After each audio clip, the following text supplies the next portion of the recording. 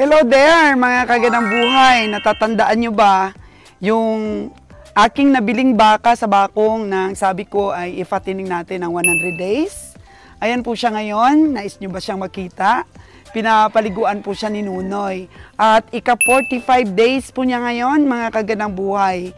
Lumaki nga ba ang kanyang katawan? Dahil sabi ko po dun sa farmers ay kulang sa panaba ang kanya baka at ipapatining ko pa. 64,000 plus yung expenses niya from bakong hanggang dito po sa Gihulngan is 65,000 na po ang puhunan nito ng ating pinapatining.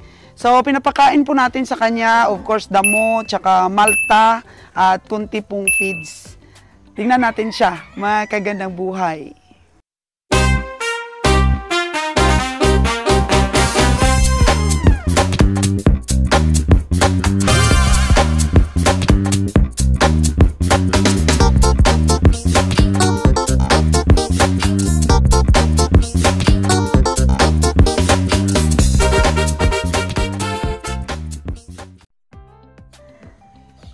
Ayan na po siya, tinatanggal na ni Nuno yung tali para makalabas, para makita nyo po talaga yung kanyang itsura.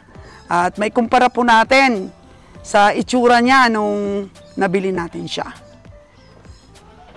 Gusto kasi ng farmer noon, 72K yung binta niya.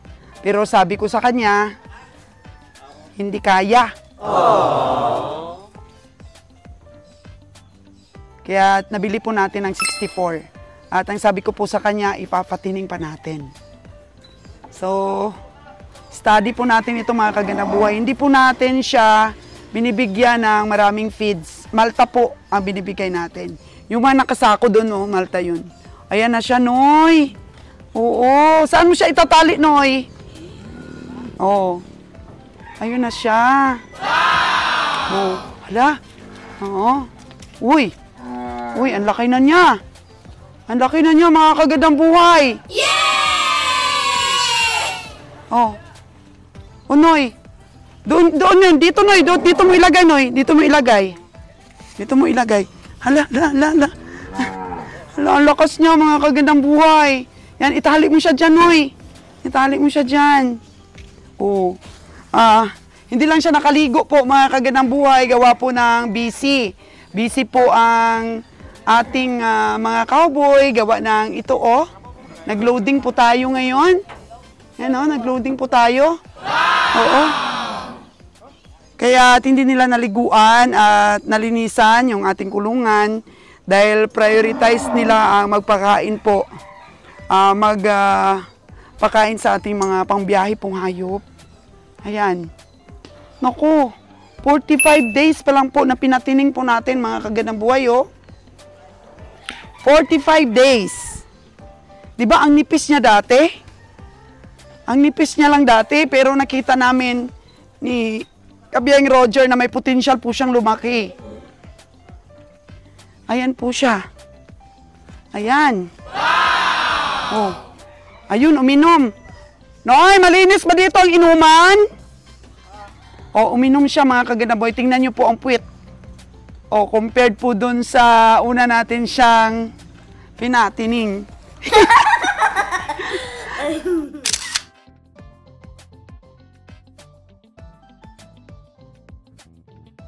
Hala, ang bigat na niya, mga kagandang buhay, Yay! 64K plus 1,000 po na naging expenses natin sa credential saka sa pamasahe po galing bakong. Ayan na po ngayon ang itsura niya, 65K. So, magkano na kaya itong kung sipatin ni Kabiyang Roger, no? 45 days nating napatining siya. 45 days pa lang. 100 days po ang dapat nating i-hit sa kanya. So, ayan na po siya. Tingnan niyo mabuti at i-plus din po natin, mga kagandang buhay, yung dati ng video. Para po makumpara ninyo dito sa puwet at saka sa kanyang pangharap. I-flash po natin, mga kagandang buhay, para maano rin ninyo, ma-compare. Tingnan nyo po ang perna niya. Grabe. Dati ang nipis lang ng puwerna niya po, mga kagandang buhay. Imagine, for 45 days. Tapos po,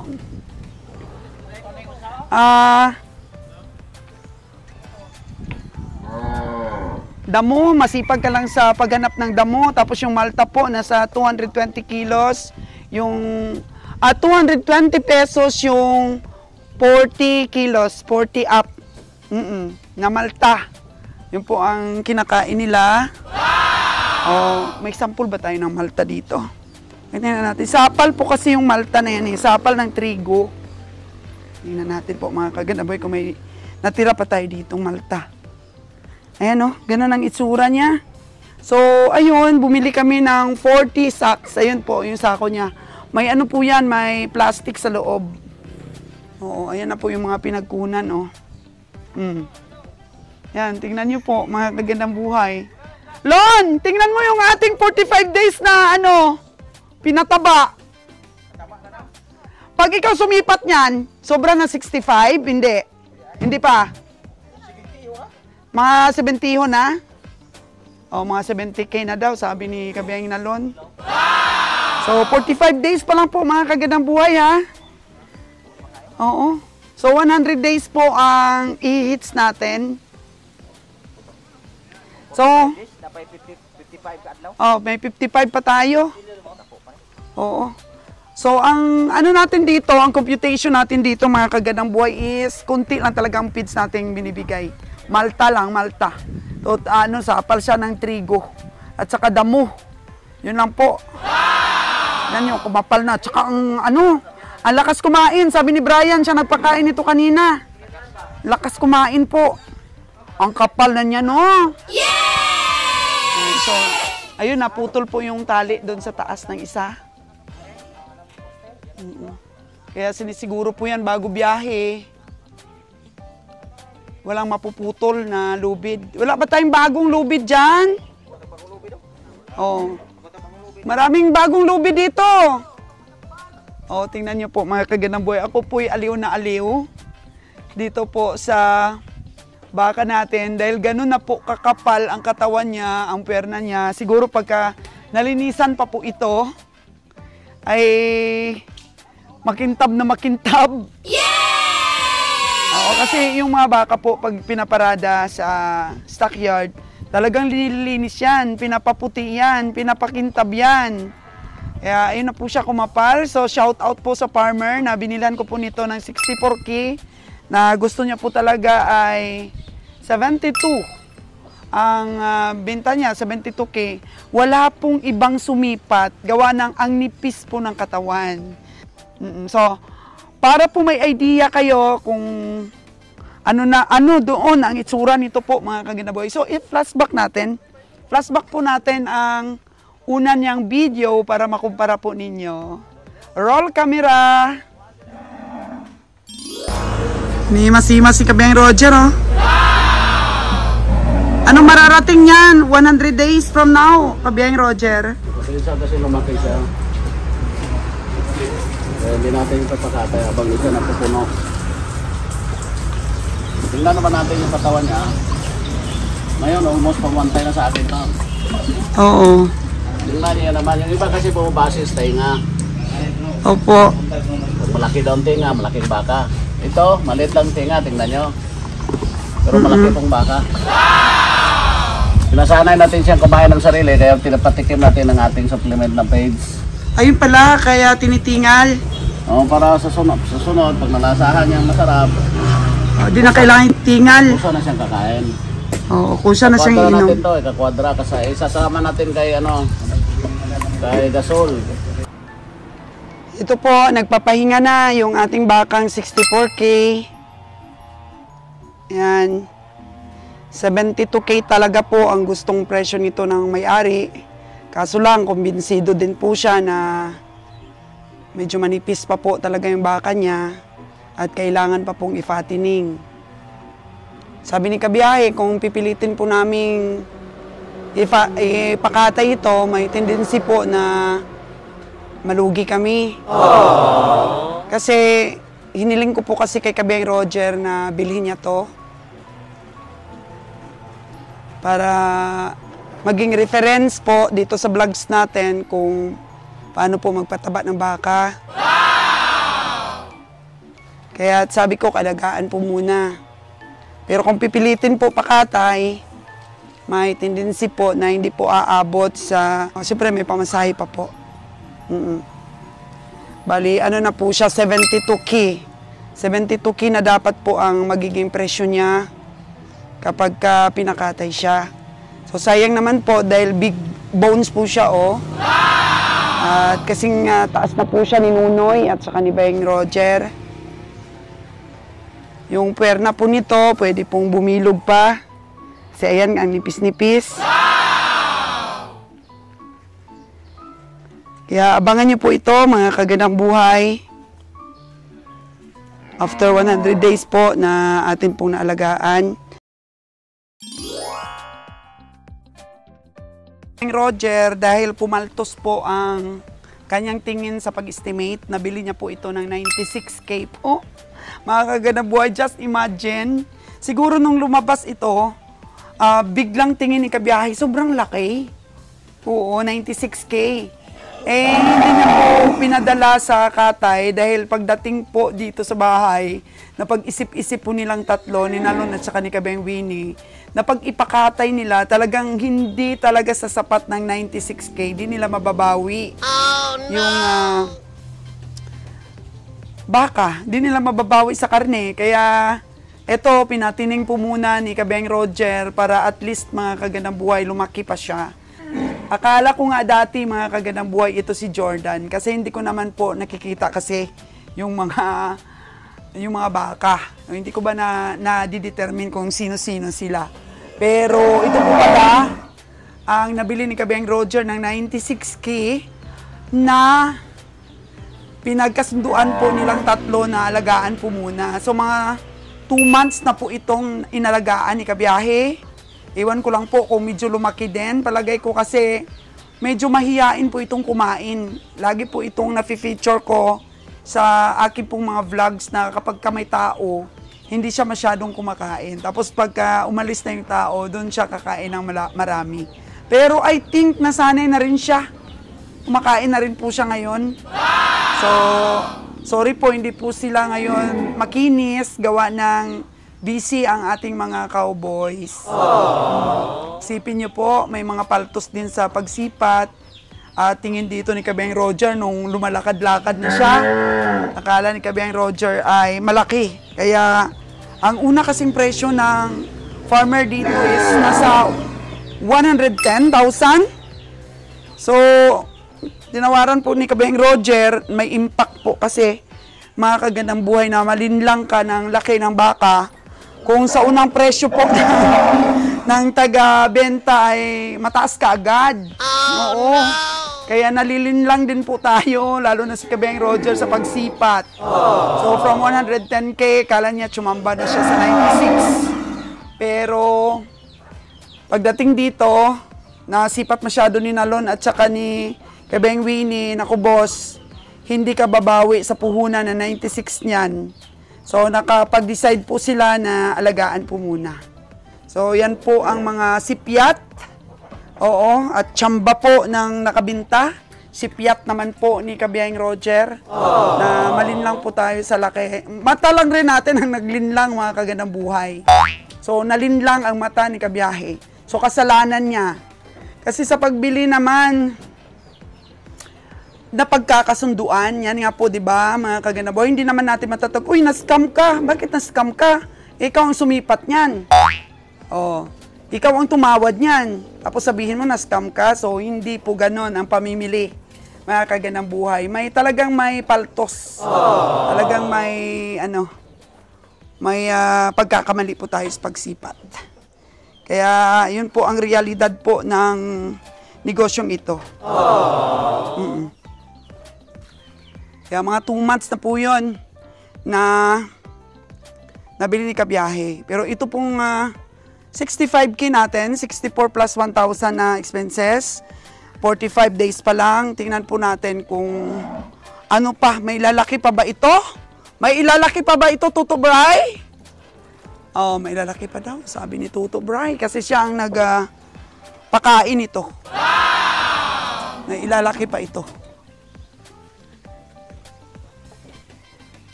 Kumapal na po talaga ang kanyang katawan. Mapal na po talaga.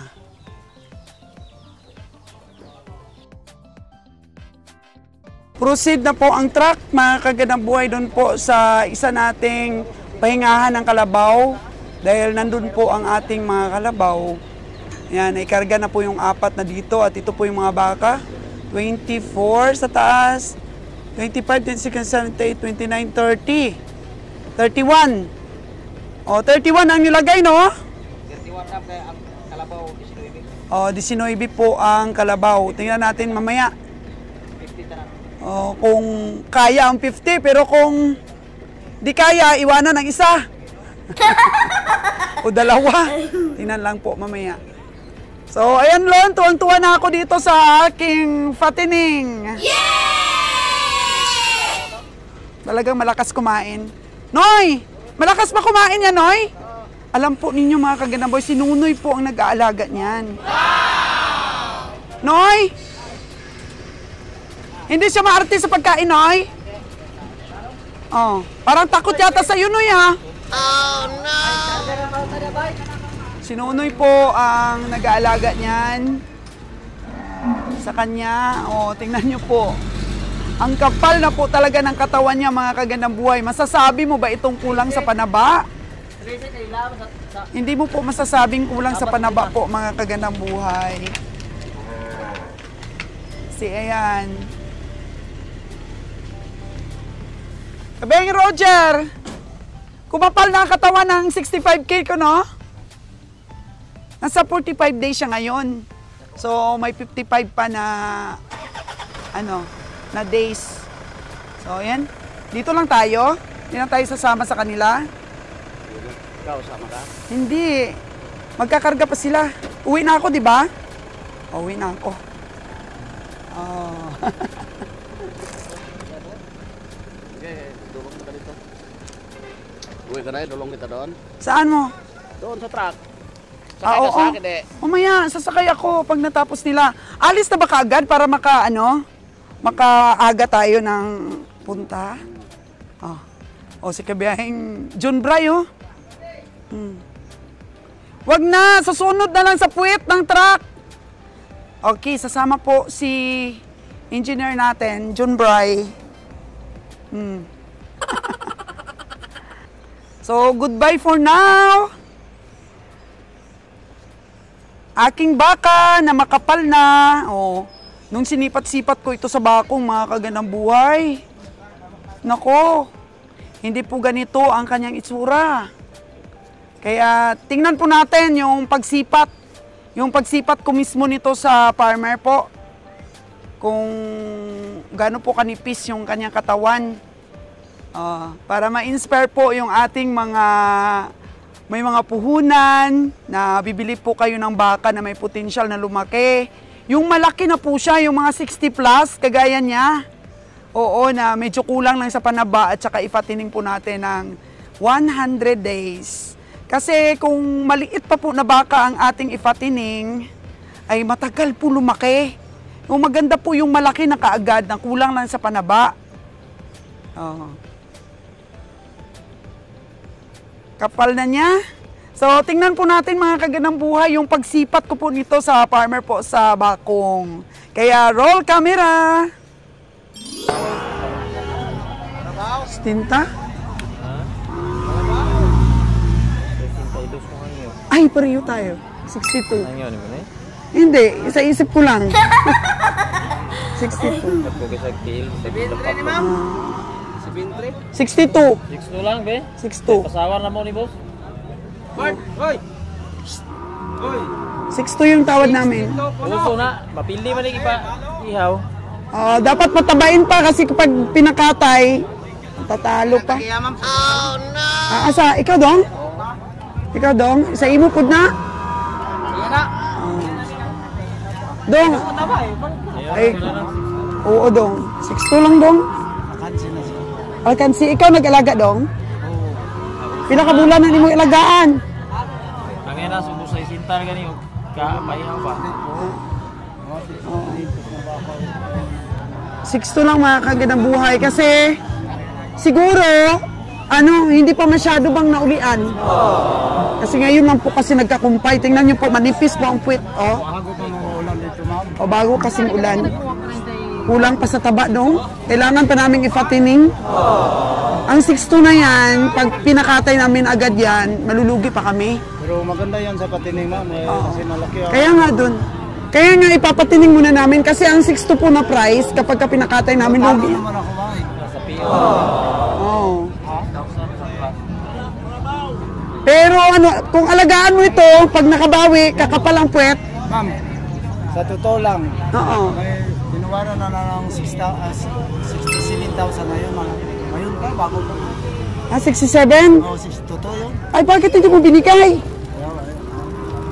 Dapat binigay mo na kasi malulugi ka na talaga dito 67 kasi pamasahiyan pa.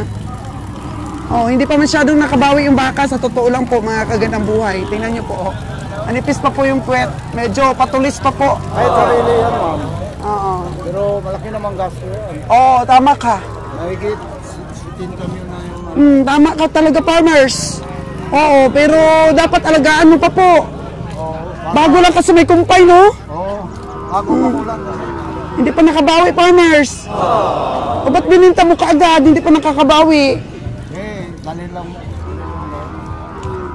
Siguro mga 2 taon, 2 buwan. Oo. 2 buwan talaga po. Oo. Alagaan lang mabuti. Alagaan lang talaga ito, farmers. Kasi ang ganda ng baka mo. Ang laki ng mga paa. Pero hindi pa po masyadong naka-recover sa tagtuyot. Di ba, boss na? Tagtuyot nung nakaraan. Di pa masyadong nakabawi. Pero alam mo ito? Madali itong tumaba. Alagaan lang mabuti. Ako, iwan ko ba kay farmers at bibenta niya ng alanganin. Pag hindi mabili sa presyong gusto mo, alagaan mo muna. Alagaan ko muna ng mga 2 Buwan pa. Tama. Malapit lang bahay mo dito? Sa Pugita lang, siguro 20 kilometers. Nagpamasahe ka pa nito. Oo. 500 ang... Nako. Oo. Ang ganda ng tindig ng baka niya, oh. Ilang taon na ito mula nung sa'yo?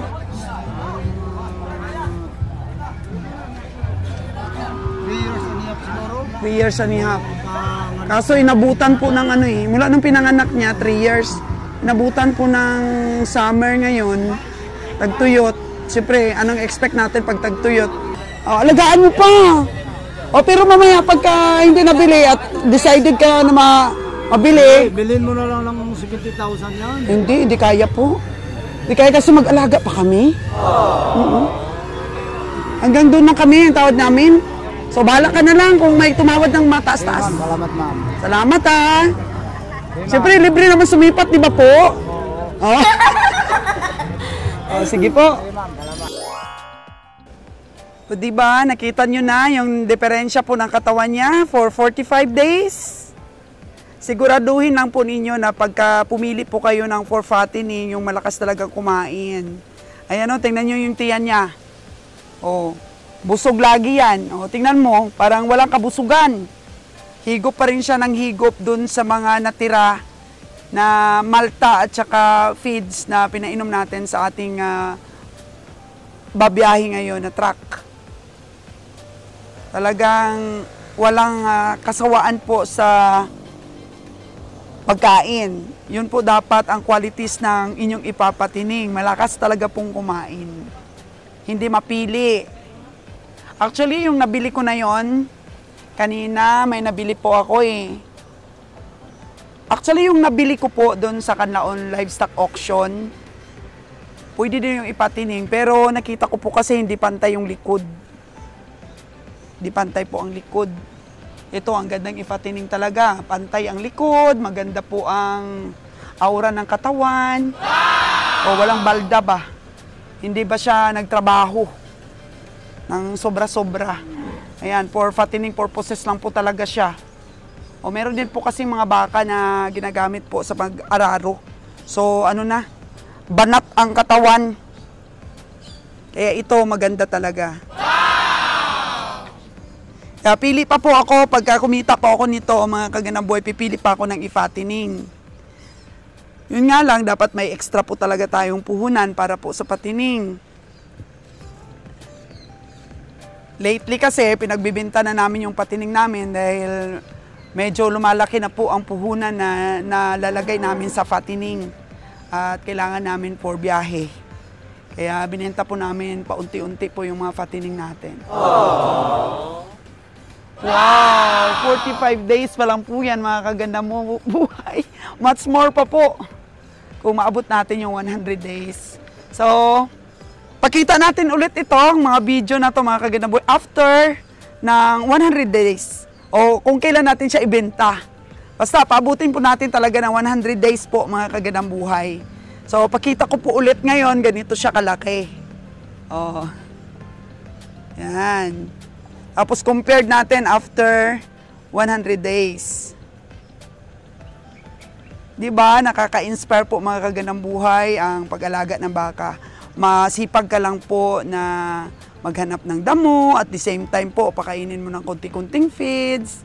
Ganun po. So bukas, pagka nalinis nila itong mga baka natin, ang ganda nilang tingnan. Ngayon, pasensya na muna sila.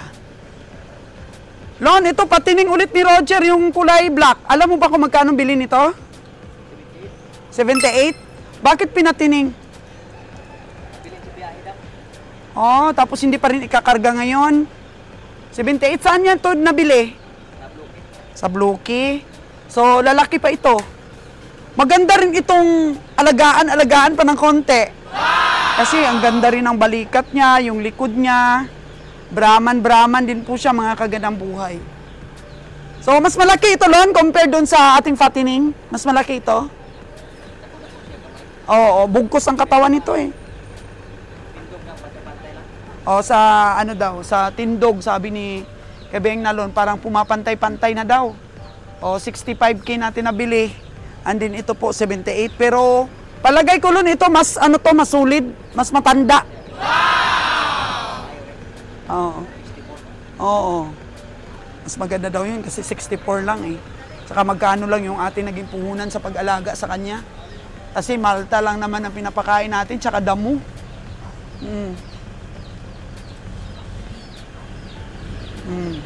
May feeds. 78,000. Di ba yun, 96 yung loan, yung doon sa dulo? Ah, natawaran pala po. 91 lang ang puhunan nito. 96 ang, akala ko kasi 96, so 91 pala po, 91. Stand corrected. Oo, sabi ni Nalon. 96 daw pala ang presyo nito. Tapos natawaran po ng 91. Hindi po 110. Sumobra naman po. Sumobra naman po.